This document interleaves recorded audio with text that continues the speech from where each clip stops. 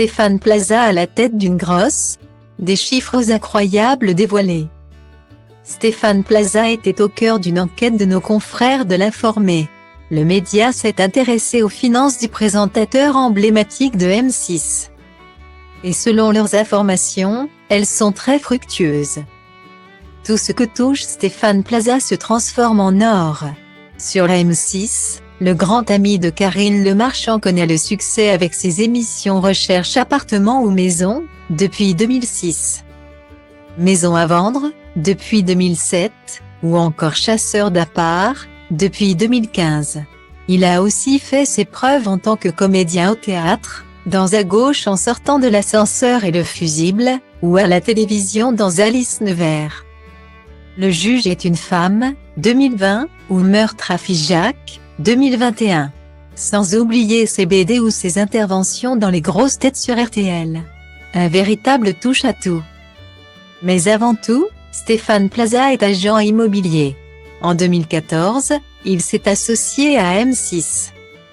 Bernard de Crémier, mort en 2019, et Patrick Michel quitté pour la création d'un réseau d'agences immobilières baptisé Stéphane Plaza Immobilier.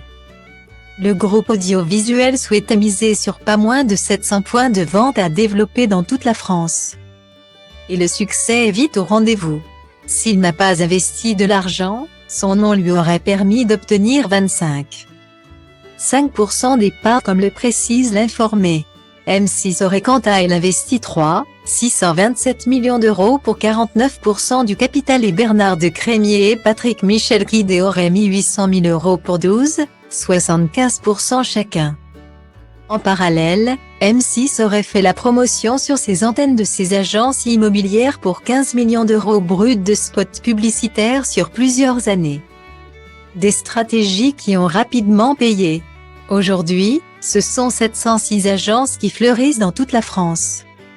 La société aurait versé 6 millions d'euros à ses actionnaires en cumulé depuis 2017.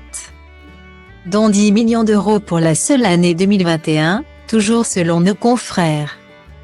Stéphane Plaza aurait touché à lui seul 2 millions de dividendes depuis 2017 et serait à la tête d'une fortune de 31 millions d'euros.